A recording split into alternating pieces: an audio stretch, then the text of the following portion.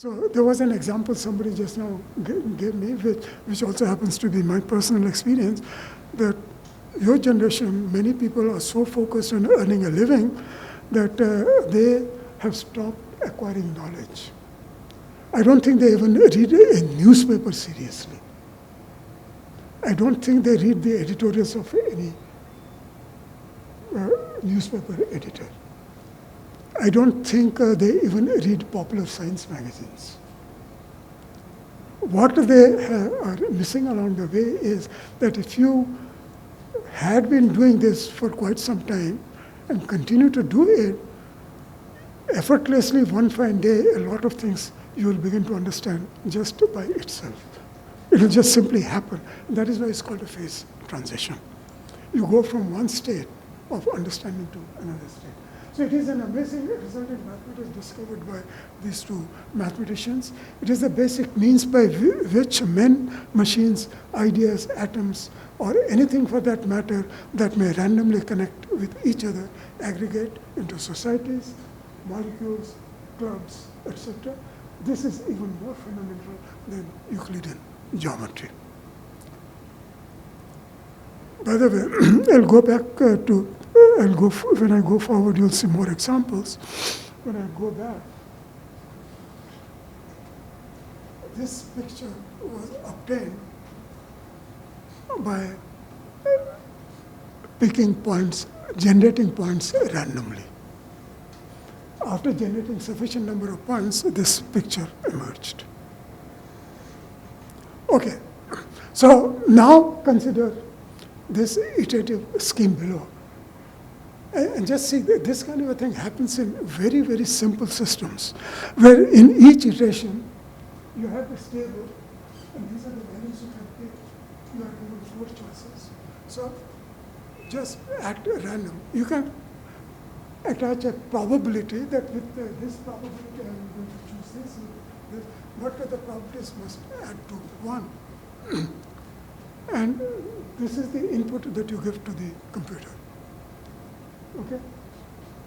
Pick up a values A, B, C, D, and give you a starting x0, y0. Okay? And then you just keep on doing this iteration.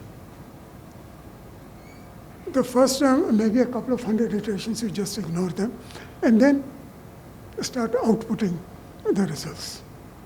Plot them on a computer screen. This is what you'll get.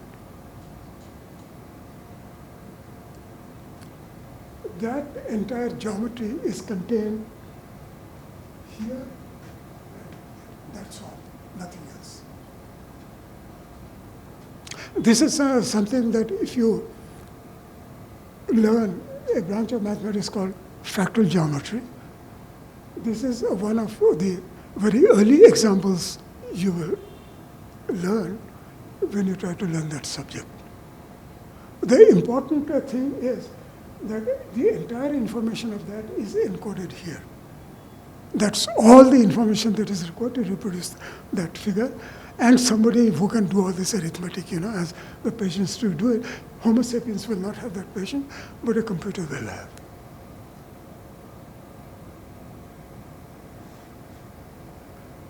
The day I was given this example, it suddenly occurred to me that all these things I was brought up with, saying that this universe is so beautiful and so amazing, it stopped looking very beautiful and amazing. It looks beautiful, but it no longer looks very amazing to me.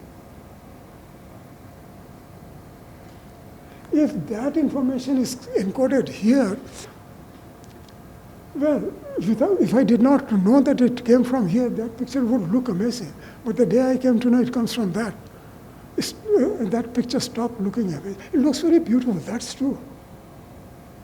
But if somebody tells me that it is so difficult to, recreate that dot by dot, so what's the big deal? Which universe do you live in? I live in a universe where I have Turing machines. And all I do is I give this information. Doesn't it look like the analog in physics? These are the laws of motion. or the input data to the laws of motion, and this is the law of motion. At t is equal to 0, I'm given the state of the universe. At subsequent time, I'm given the laws of physics and Newtonian laws of mechanics. Everything is supposed to run according to that. So why should stars, the creation of stars, look so magical to me? When I can generate it by simulating it on a computer using Newton's laws of motion. If I get into quantum mechanics, I can even practically go to the very point at which the universe was created. I can simulate that today. So what's so amazing about it? I understand quantum mechanics, and so do a lot of other people, and it is completely computerized.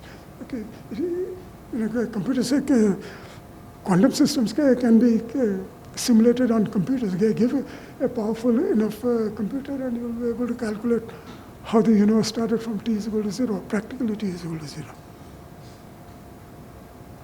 The reason I say practically is because t is equal to 0 is a singularity, and we are not quite sure exactly what was there at t is equal to 0. But if you tell me what was there a millionth of a second after that, and if we believe that quantum mechanics holds there, we can tell you. So this is, when you go down to very fundamental levels of, at the conceptual levels of acquiring knowledge, then this is how people whom you admire for creating all the knowledge that we memorize and pass exams in. The thing is, if you were given just this information, Newton's laws of motion, the axioms of arithmetic, and if you lived long enough and had a powerful enough brain, you could have calculated all of these things yourself. Because, like I said, the axiomatic system contains all the information that you need. All you're doing is recasting that information in different forms. So, if you omit the fact, and I think I've already told you that. Now, this is another thing. This told me why economists, this figure told me why economists, because some economists today know about this, but till a few years ago, most economists were ignorant of this, and that meant it virtually guaranteed that no economist can predict any economy. There's a law of nature that no economist can predict the future of any economy, for the simple reason that they don't know the reason for it. Now, here is an example. You see this another iterative. Nothing can be so simple a formula as that. You do this iteration, and you keep changing the values of r. You pick a value of r, and you plot the points. Okay, and you let the iterations go till it reaches a plateau. Okay, and you plot the point at the plateau. So for different values of r, that thing will up to here, xn as n tends to infinity will become 0. At this value, from r is equal to 1 onwards, it will, as n tends to infinity, the value of x will be around this curve. It's stabilized at that. What people did not expect, and which happened while I think I was still a student at that time. It was discovered that at this particular value of r, the system may stabilize there or it may stabilize here. And then as you increase the value of r, if you were on this, you might again bifurcate here. If you were here, you might bifurcate here. But when you get to this value, you can be in any one of these 4 places. we do not have the means to know which one we will land on, but we know that these are the four places you can be. And likewise, these refutations. Something very unusual happens here, which was a very interesting result in chaos theory, and that explains something about this. But the fact is, to understand our economy, I immediately know what happens here and the fact that there are two possible alternatives. The system will stabilize on one or the other with the possibility that if I'm here, a small disturbance may throw me onto this curve. And when I'm here, a small disturbance will throw me up here. And this is what the economists had never understood till today. Good.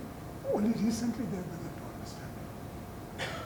This is the reason why you cannot plan your future, financial future. It is the reason why you cannot predict where, for example, India is going to be 15 years from now. The thing is that at this point, you do not know whether you are going to get here or you are going to get there. You are here and you are very happy. Okay? So you are the finance minister and you have a planning commission. The planning commission, the one that we have is done one. They will keep on telling you, growth rate is important, growth rate is important. What they meant is increase R, increase R. Invest more. Bring the bank interest rates down. Okay? It just what happens, you reach this point, where a stroke of luck, you have got there. So you think, you see, I was so smart, I told you, if you do this, you'll prosper. They also know that there are other economies which at that rate have gone into this one. And that they somehow, wish away by giving all kinds of stupid reasons, which have absolutely no meaning.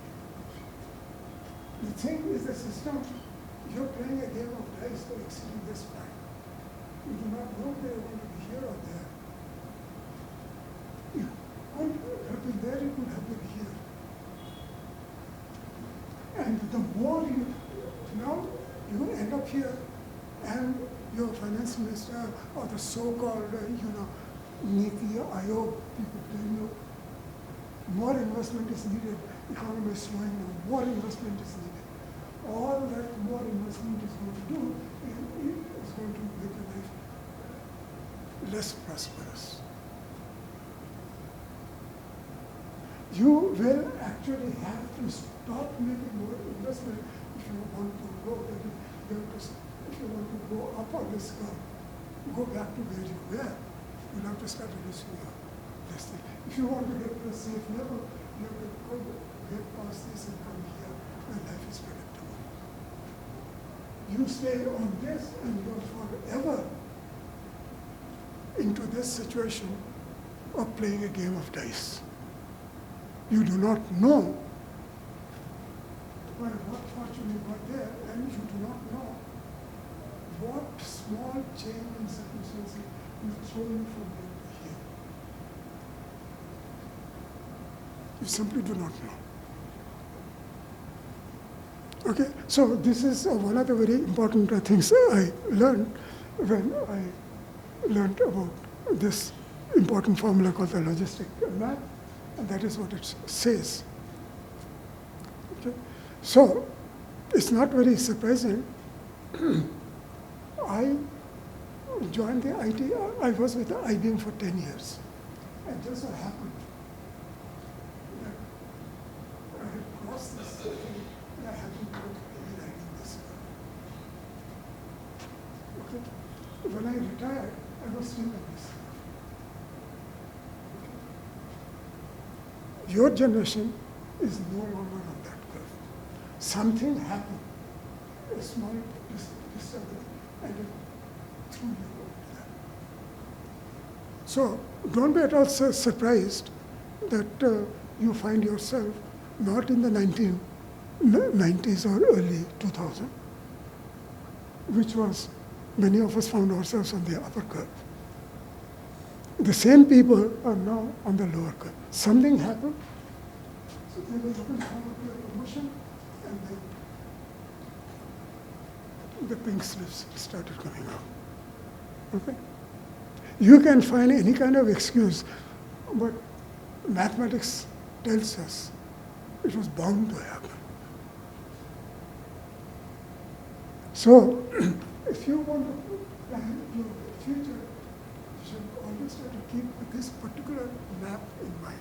Do a Google search and find out about this map and try to get it settled in your head as to what your strategies should be, so that are you in a position to take a gamble and hope that you will be on this one, or is it a lot more safer to stay to the left of that, where you can still predict your future is still under your control.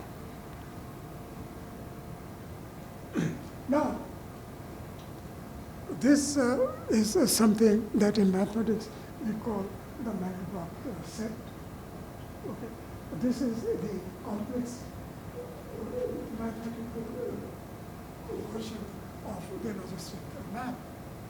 And here it says that if you pick a value for C and iterate with the series z0 is equal to 0, it can be practically anything except for C, especially for points. And if the iteration is available, then C is not a black point here. Otherwise, even when it is trapped in some repeating loop, that belongs to, that becomes a black point. There is something absolutely amazing about this. By the way, this was discovered by a mathematician by the name Mandelbrot, and he also happened to be a IBMer, a researcher at IBM. Now, see, there is something very interesting here. You look at this area, and you see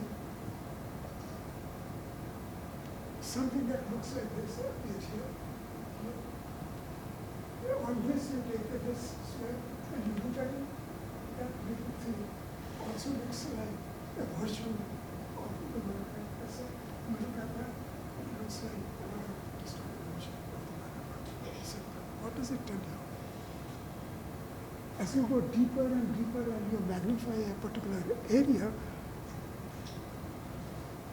the pattern in some approximate sense is repeating itself.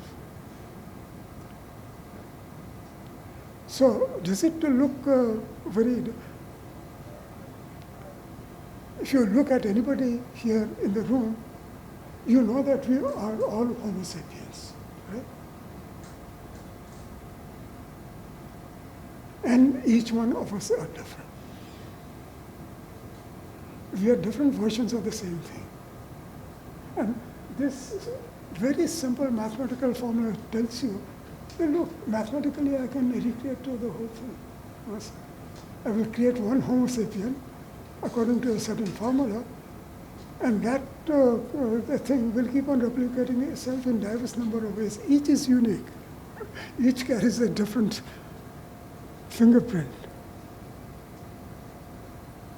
Does look nature all that awesome? When you know that you can write a simple mathematical formula and get a Turing machine to prepare all these things, infinite variation, big deal. I can do it. So you see, all other things. But there is something else. What I said is that the black points are the places where the equation, that formula restricts itself to a finite region. So you can find that thing. All other points, they drift to infinity. As you keep on iterating, that point is moving outward, going to infinity. Doesn't it strike you as very, very surprising here? And by the way, this surface is so corrugated that it is called a fractal structure. You cannot find anything on the periphery of this picture which can be called a smooth surface. No matter how much you magnify it, you will still see corrugations. And that is, you know, what is very surprising here.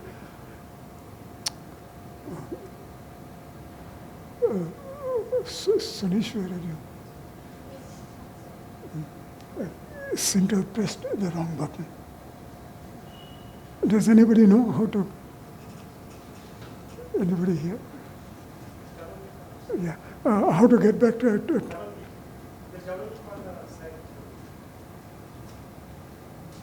Which slide are you on? Okay, you double click on the slide, is it? Yeah. Okay. You have to go up then? Double click on anything here, anything, then I can get back. Okay, thank you.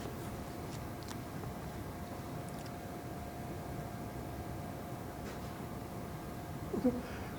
Now, the thing here is something very dangerous in a sense.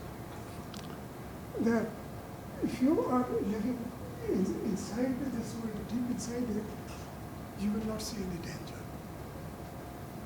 On the other hand, if you're somewhere in the vicinity of the boundary, your life can be in a state of chaos. Because the value of C is changing, and you do not know when you will continue to remain inside this, or when you are going to be irretrievably thrown out of this and sent to infinity. That's the reason I'm taking the trouble to explain all of this is that these are the things, when these things are taught to us, the consequences of what you're seeing is not exactly told to you. Okay? You're told that you do this, you find it a very interesting thing. If you have a good computer and a printer at your hand, you will magnify these places and you will see all of these very, very intricate pictures. They're all mathematically calculated, and they all have this problem. There is a steady group here, but outside of that, outside of those black points, everything goes to infinity, and the colors that you see, they're color coded to say at what rate you go to infinity. And doesn't it look very amazing that the rate at which you're going to infinity has such beautiful patterns? I mean, if I'm here, I'm facing a certain rate of being pushed into infinity, but I move a little bit and I'm whisking to infinity at a very different rate. Now, these things have deep implications in many other situations where when you are dealing with a nonlinear dynamical system, this is something that you have to watch out for. Unless you have mapped out the region where you're going to be stable and you can assure yourself that there's no way you're going to do anything that will throw you out of that safe region, if you can guarantee that, then you're safe. If you cannot guarantee that, if your system is prone to go outside of the so-called envelope, then you do not know what catastrophes lie outside. Okay. I'm an aerospace engineer, and one of the first things that I learned when I was being taught autopilot design is that these are the boundaries within which you can put the autopilot on. If the aircraft begins to show something that you are not familiar with, your first job should be to shut down the autopilot. because you don't know what the autopilot is going to do. It may do something over which you may have absolutely no control or even be able to control. So recently, the reason I mentioned it, there was a Boeing accident. That accident was not supposed to happen. It happened because of all the things a company like Boeing and a crack design team just forgot this particular thing, which no other flying aircraft designer has ever forgotten.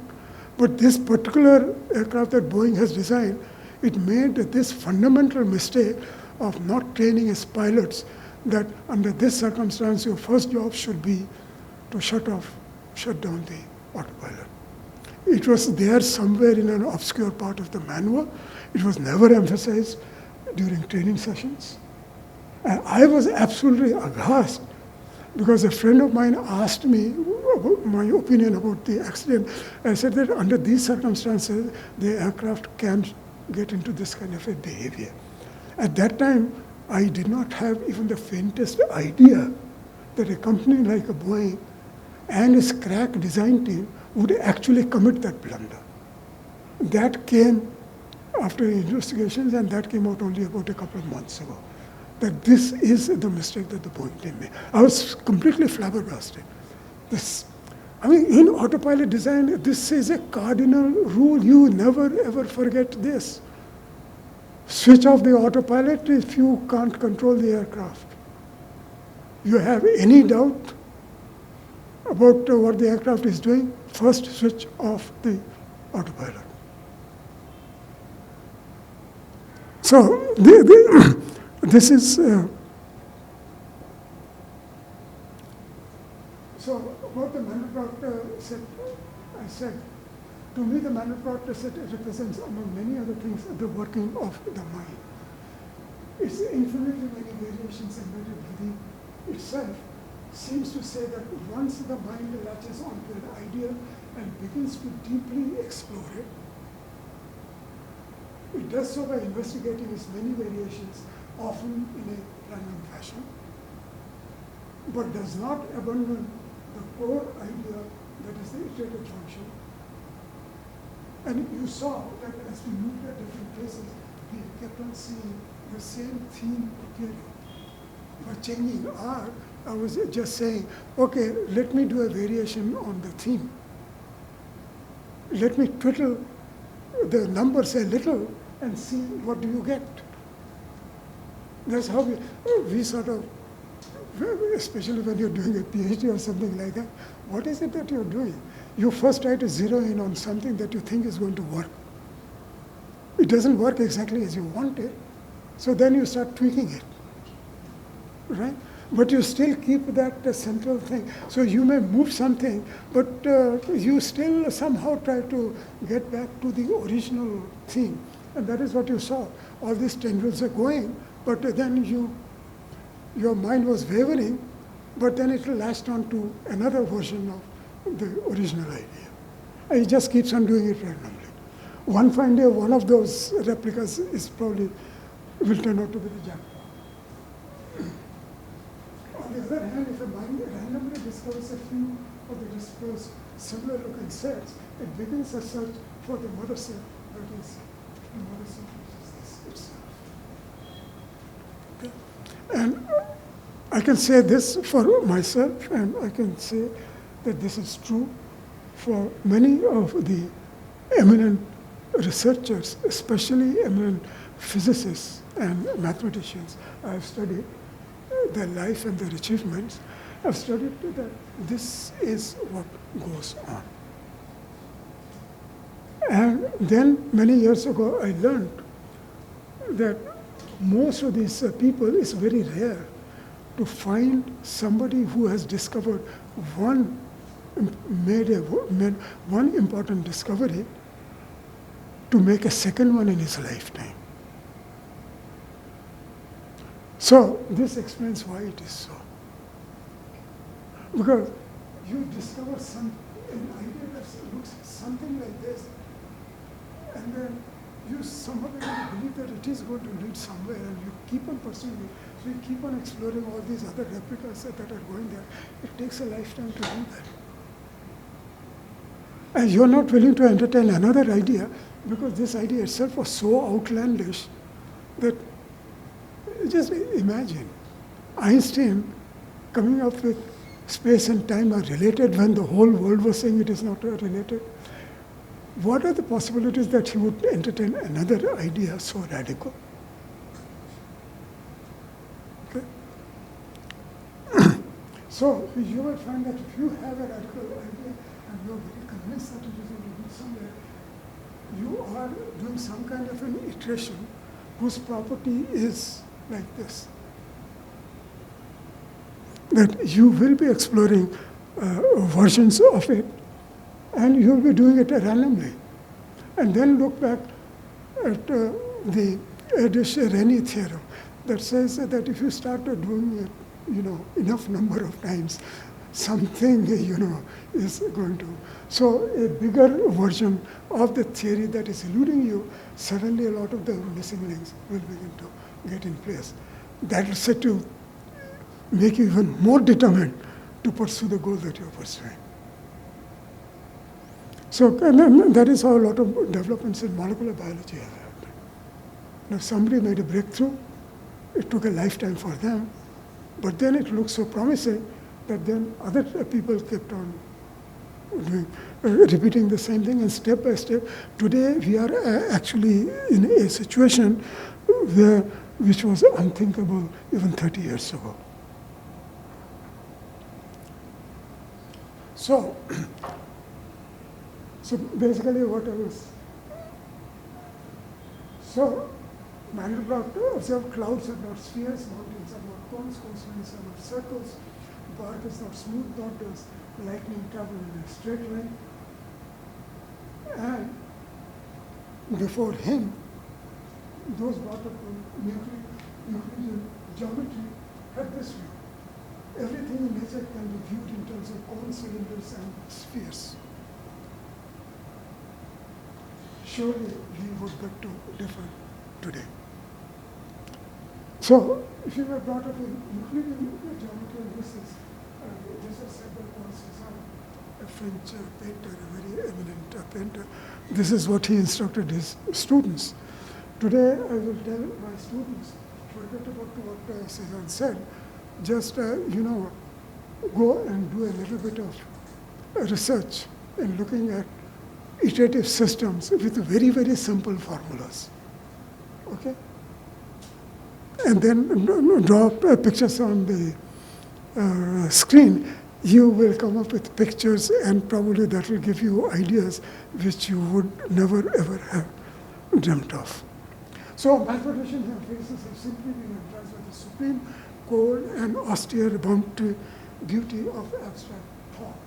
Mathematics, rightly viewed, possesses not only truth but supreme beauty, a beauty cold and austere, like that of sculpture, without appeal to any part of our weaker nature, without the gorgeous trappings of painting or music, yet sublimely pure and capable of a stern perfection, such as only the greatest art can show.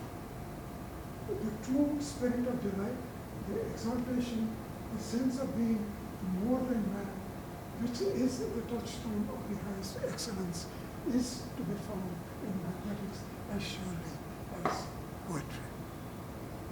So when you learn these parts of mathematics, I think that is what happens to you. You begin to see in this abstraction such a greater beauty and such definitely a far better sense of the universe and the functioning of the universe than, say, reading poetry by Milton or anybody else. So mathematicians see beauty in numbers. Why are numbers so beautiful? It's like asking why is Beethoven's 9th Symphony is beautiful.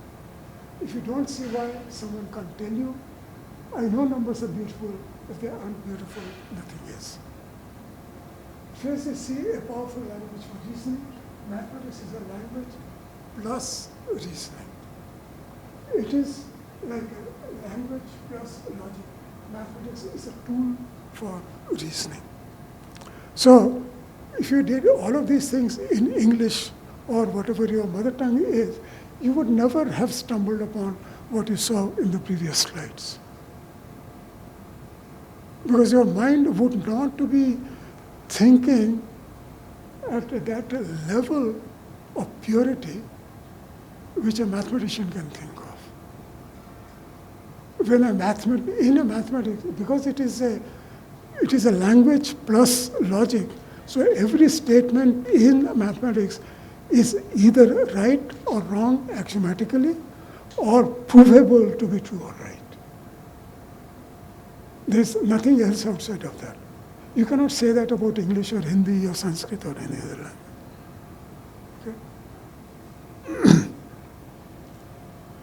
So here's a proposed insight from Chaitanya. Chaitanya was at the IBM at the time, and he's a child prodigy mathematician. A scientific theory is a computer program that calculates the observations, and that the smaller the program is, the better the theory.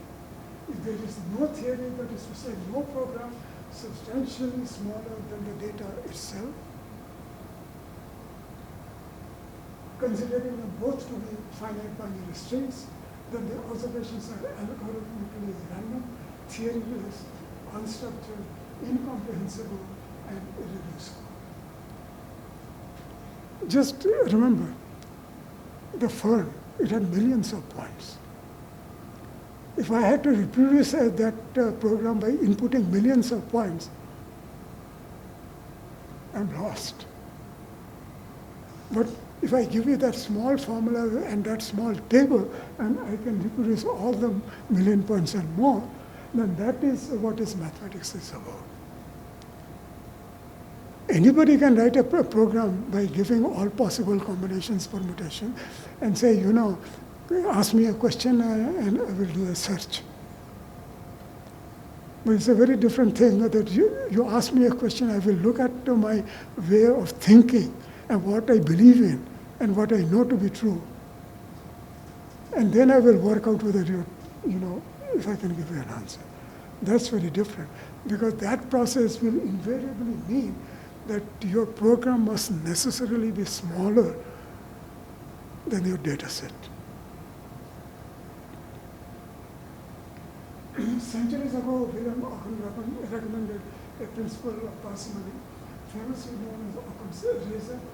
Plurality is not to be posited without necessity as a heuristic guide to problem solving. This is a principle that all of us use for the simple reason that we cannot handle complexity greater than that. Following this mean and mean prescription to the extreme at its core, mathematics deals with symbols that stand for operands and operators, and a set of rules for symbol manipulation that produce strings of symbols. And that is essentially what we do in mathematics. Given appropriate machinery capable of performing one or more operations with the capability to self-start, that is, produce new operands and operators, a universe in principle can be created. And you immediately realize that that is how you do all your simulation on the computer. The hardware comes with its ability to generate numbers. It comes with the ability to do simple manipulation on binary strings that allows you to add and subtract numbers. And from that, you build the rest of the software. Every piece of software can be converted into hardware, so that's a different matter. But that it can be done in software is actually the critical thing. I can have a very small machine, but I can have a very large program to do the same thing. And what are you doing? Every time you write a function, you're creating an operator. Every time you write a structure in C, you're creating an operand. And from where these operands came? It came from your ability to say, this is 1, this is 2, this is 3. Those are the operands. It came from, this is plus, this is a minus.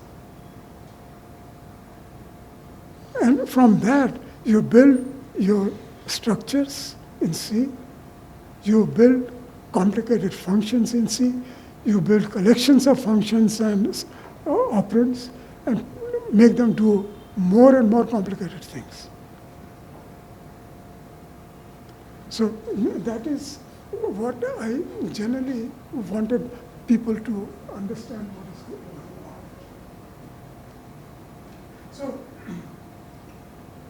given appropriate machinery capable of performing one or more operations with the purpose, etc., that primitive machinery is time, and the first operand is created with energy, force, and space, and a new operator is created with motion and the rate of change in motion. And the essence of time is to bring about ceaseless change in the distribution of operands and the creation, destruction, and modification of operands and operators.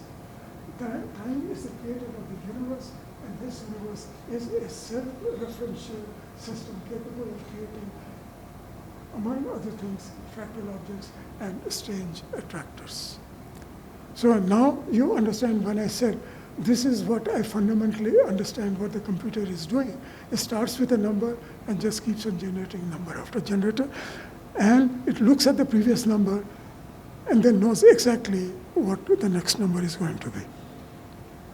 Science is determined to dominate by brute reasoning. Religion is dominated by notion. Science struggles against the fallibility of human understanding. Religion promotes irrational certainty of assumed faith. Science thrives on doubt. Religion on not entertaining it. Science is not in search of truth. It strives to deal with doubts by making conjectures. So it is, Richard Feynman said, it is imperative in science to doubt. It is absolutely necessary for progress in science to have uncertainty as a fundamental part of your inner nature. To make progress in understanding, you must remain modest and allow that we do not know. Nothing is certain or proved beyond our doubt. You investigate for curiosity because it is unknown, not because you know the answer. And as you develop more information in the sciences, it is not that you are finding out the truth, but that you are finding out that this is or that is more or less likely. In his book, Smart World Breakthrough, the author says, in making sense of the world, acting intelligently and solving problems creatively, we do not rely solely on our mind's internal resources. Instead, we constantly have recourse to a vast array of culturally and socially embedded idea spaces in forms as various as myths, basic business models, scientific paradigms, social conventions, practices, institutions, and even computer chips, for which we have progressively offloaded for the sake of simplifying the burden on our own minds of rendering the world intelligible. Sometimes the space of ideas thinks for us, and that is what we would have discovered. The way we acquire knowledge is iterative and nonlinear. We conjecture and put our conjectures on trial. As the time progresses, we edit, discard, refine, add to our conjectures in a pseudo-government manner, driven by instinct, hunches, inspiration. We connect the dots at every step of the linking dots. We consult the axioms and the rules for deriving conclusions to ensure that we are within the axiomatic system we have put on trial. What we have seen is that the process leads us to understand the universe solely on the basis of our beliefs. We put our faith in. We can live in the world of Euclid or of Madrigal or of another or of our own imagination. But the choice of how we connect the dots is ours. To a researcher, the game is worth living for. My tentative steps in AI, I got interested in AI by asking myself, is intelligence mechanizable? I still don't know. But I believe it is. I also believe that intelligence is an emergent property of a class of natural neural networks governed by the laws describable in mathematical language, and that intelligence depends heavily on one's ability to draw analogies. And that is, in some sense, is X equal to Y. So I believe at the heart of AI lies our ability to ask, is this equal to this, Or is this equivalent to this? So I shall briefly tell you some of the things that I've been doing. I have patents on them. Some of them have expired very recently, and the rest are about to expire in a few years. What I did to begin that process of x is equal to y, question mark, determine whether or not the algebraic expressions are equivalent. For example, show if x of y is equivalent to a given f of xy.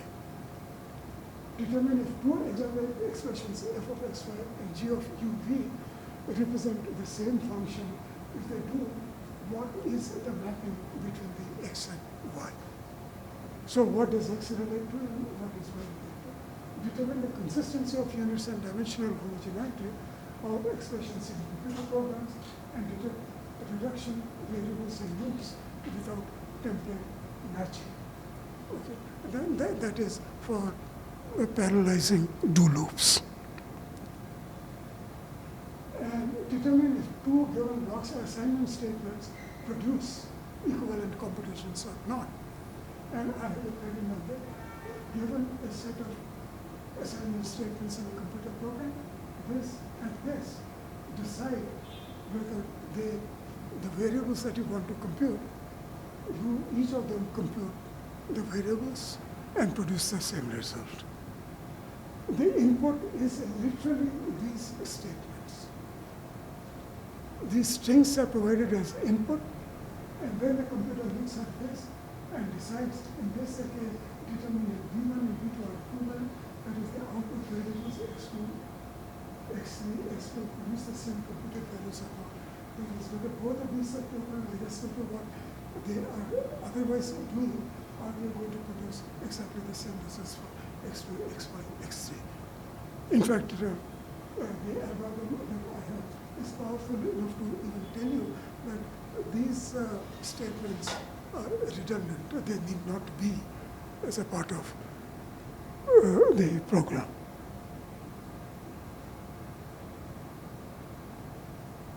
So, anyway, these are all sort of.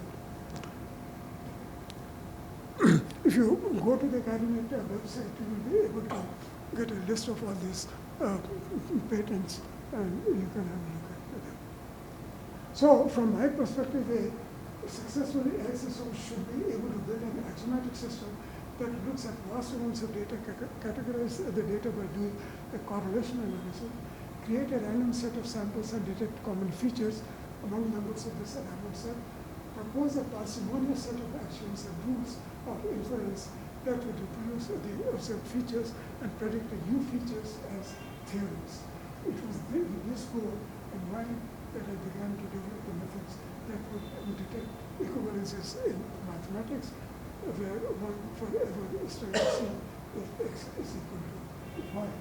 While doing so, I always bore in mind that it is impossible to prove the consistency and completeness of any axiomatic system to which Gödel's theorems apply, and the limitations of the computing powers of a universal Turing machine, and the limitations imposed by the postulates of quantum mechanics, and that information is physical and hence governed by the laws of physics.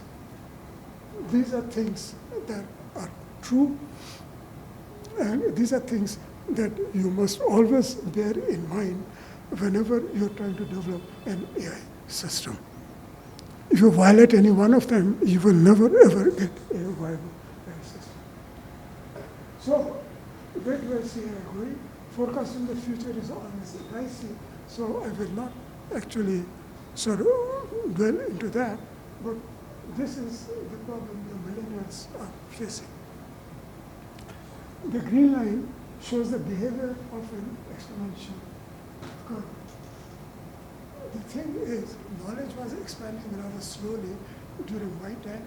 It was even more slow during my grandfather's time. During my time, things started moving even somebody here.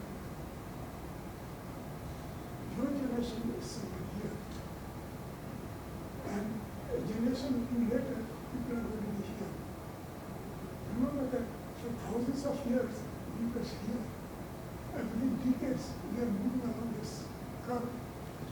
now you understand the seriousness of the situation for your generation. Knowledge is acquiring so rapidly that unless you are on your toes all the time acquiring new knowledge, by the time you realize where you are not only you are where you should not be, you have probably lost physical boundaries of your ability to do anything. Just about 1.3 billion people on this earth, surviving in the sense that they have access to drinking water, health, everything. That's just about 1.3 billion. And that population has remained stagnant for quite a long time. Whereas that part is growing. So whatever we are doing, this 1.3 billion people are doing, they have to support the rest of the population. And if people here start becoming unemployed because of AI, who's going to support them? This is something I think most governments in the world, because they are driven by politicians, they don't want to see this problem. They are aware of this problem. They are aware that, the National Science Foundation people, professors, such are going to talk about it. But the politicians have said, well, I have 4 years in the US and 5 years in our country. I have to show some result if I have to earn money by corrupt means 5 years later. So that is what is retarding holding us back. But the fact is that there is a small number of people who not only have to sustain themselves, but they have to generate enough excess resources so that their first need is to support their own family. They cannot afford to think about the people here. Many people, I'm also keeping track of things that is happening in the US. Trump is hung up on immigration. He wants to be ruthless about people not coming into America. And the House Speaker in the US, Nancy Pelosi, she thinks that be more sympathetic to those people. She has absolutely no idea what she's talking about. She thinks that because she's having a comfortable life and doesn't have to worry about, literally, about the poor people, so she thinks everything is fine. You can afford to be very sympathetic. Trump's worry is not only that there's nothing that we can do there for those people because we don't have resources. Nobody has resources. But my immediate worry is that there are a bunch of people who can be saved, not indefinitely, but who can be saved at least for the next few years. And that is what I'm going to concentrate on. So this, I think, should have given you an understanding of what I've said today, that how we acquire knowledge itself is a very, complicated task. You understand the mechanism. But this mechanism, because it involves the human brain, is a slow mechanism. It takes time to develop. If you're left on your own, then you probably will get nowhere. If you had to reinvent Newton's laws of motion, what chances are there that you would have put a man on the moon? It was not going to happen. It takes generations.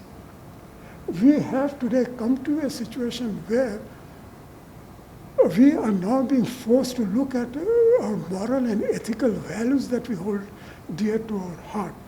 Can we actually continue to hold on to them? It is not that we are looking forward to, throw them away. Can you throw away your child? You will do everything that needs to be done to see that at least as long as you are alive, the child is alive. But yes, earlier one would think about being very charitable and giving it. Today, you're not very sure. Tomorrow, if I'm going to lose my job, I have to see that my son does not become a beggar. I cannot afford to do anything about the beggars today. I am struggling now, fighting to see that my son does not become a beggar. That is the situation that we are getting into because we are machines are going to take away a lot of things from us, and they're doing it so rapidly that I had not anticipated that AI would move so rapidly. So even for someone who knew that AI is moving rapidly, even I was taken by surprise. Today there are certain discoveries, for example, the AlphaGo program. I never ever thought, because that was possible only because of some conceptual breakthrough. It was not something that would have happened in the normal course of activity. There was a conceptual breakthrough. And that is what makes the whole thing, one or two more such conceptual breakthroughs, and chaos is going to hit us. So arguably we have, so I get the list of things, the IBM computer beat the chess champion. If it was doing things at that rate, we were still very safe. The moment I heard AlphaGo, started from zero with no knowledge and beat the global champion, and consistently will henceforth beat any human global champion. You begin to wonder what is going on. What is the conceptual breakthrough that they made that allowed them to do this? We are not talking about the computer beating, ordinary people. We are talking about people who are classified as geniuses. We have started, taking the geniuses on. We can get away with the politicians in particular. Yeah, but it will take time. They have absolutely no time. That there is also a matter of luck. Tomorrow somebody comes up with a breakthrough, you're finished. So whether something will take away and happen only 50 years later, or is it going to happen day after tomorrow, we do not know about that. So these are the most significant is AlphaGo 0, which when purely by playing against yourself millions of times over. It does not incite a society of scientists to do anything. It began by placing stones on the Go board at random, and I'm sure network theory would have come in, randomly connected things. Swiftly improved as he discovered a winning strategy. That looked very obvious to me, because somewhere a big blob was going to happen. It is a big step towards building general purpose learning algorithms. So I have, in a sense, sort of told you what I see, or at least the way we are at Acadinnet trying to attack the AI problem. We are not looking at it as the way most other people are doing it. We are doing it trying to understand, what are the forces involved that we need to organize individually. So now this is an important prediction, because Kurzweil has been phenomenally correct in making these predictions, and he has been making it since the last 2 decades or so, or more than that.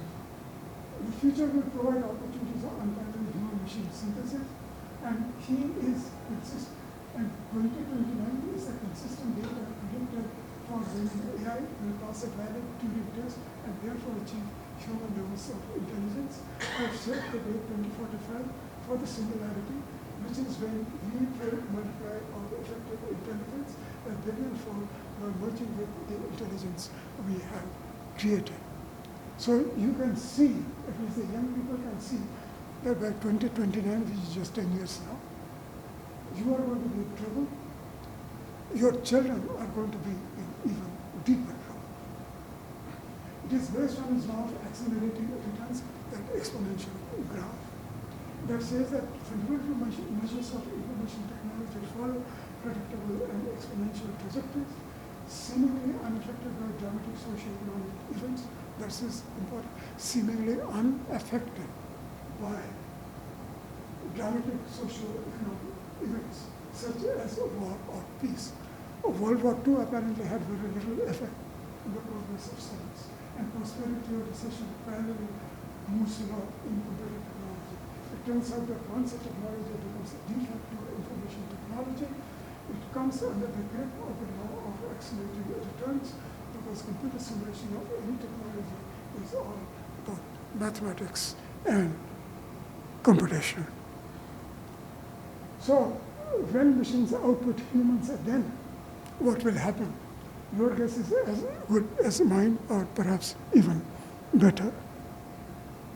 Predictions tend to extrapolate current trajectories, hence often miss the big disruptors and barriers which make them false. And this is where most of us are. We will extrapolate more or less on a linear curve when we should be extrapolating on the exponential curve.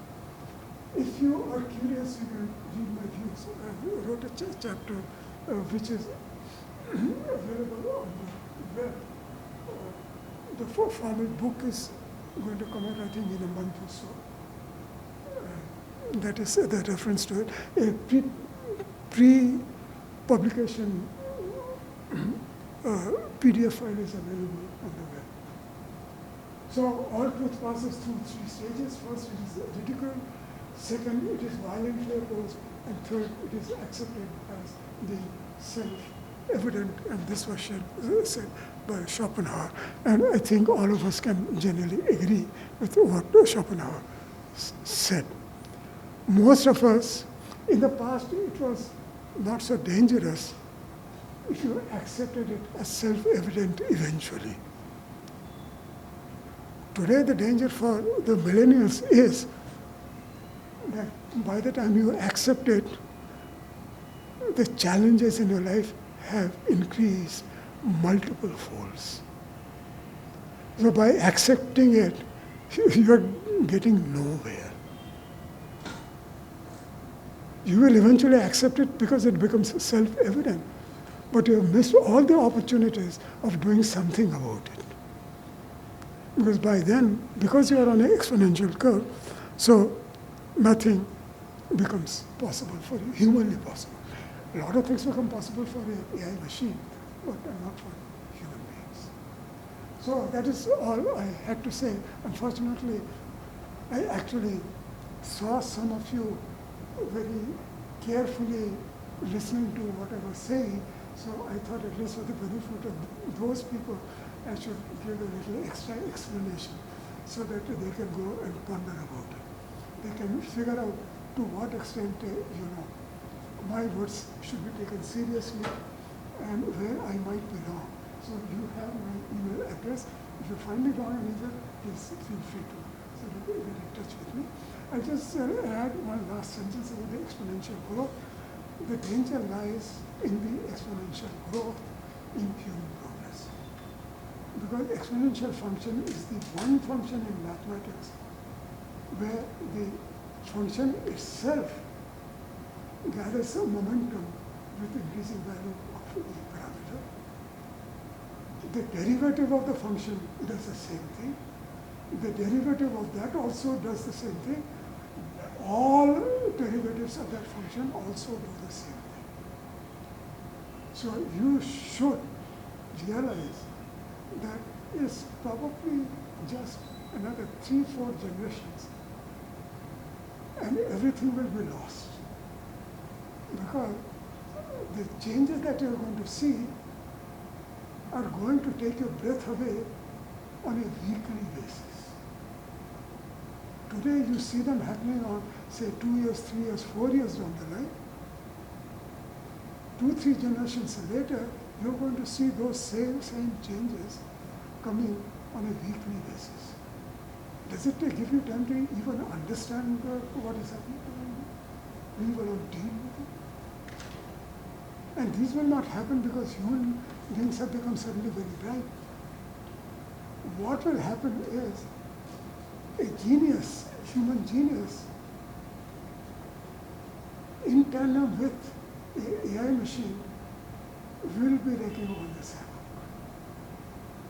So it's not you and I will be out of the race. It will be some Newton or some Einstein sitting somewhere who has access to and a participant in the world evolution of the AI machines. That genius and his machine will be enough to bring about these weekly changes. Because at that stage, my understanding is that these machines will tell you things about the universe that you did not know. And it will tell you what things are possible, and you will not aware that those things are possible. Did my great-grandfather know anything about the telecommunications that we have today? You will find yourself that machines are discovering things about which no human being had ever thought. And just as our understanding of electromagnetism gave us the telecommunications that we use today, I get information at the tip of my finger within seconds sitting in my study. I had not dreamt that something like that was possible. That makes me a researcher who can move much faster than I could do 20 years ago. So imagine a generation from today when things are beginning to change over 50 years ago.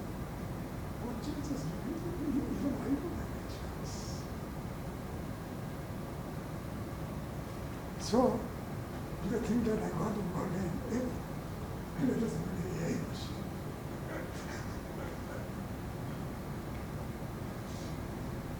That will show promise of discovery. The rest of mankind will have to depend. If you believe in a God or somebody else does, hope it is scary.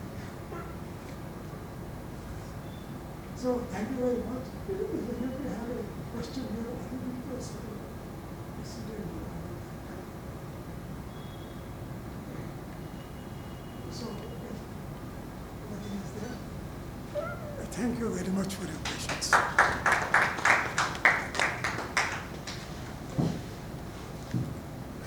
Thank you very much. If you have any questions, Dr. Bera is right here. We'll have coffee outside and we can continue the discussion. Thank you very much for your presence. Thank you.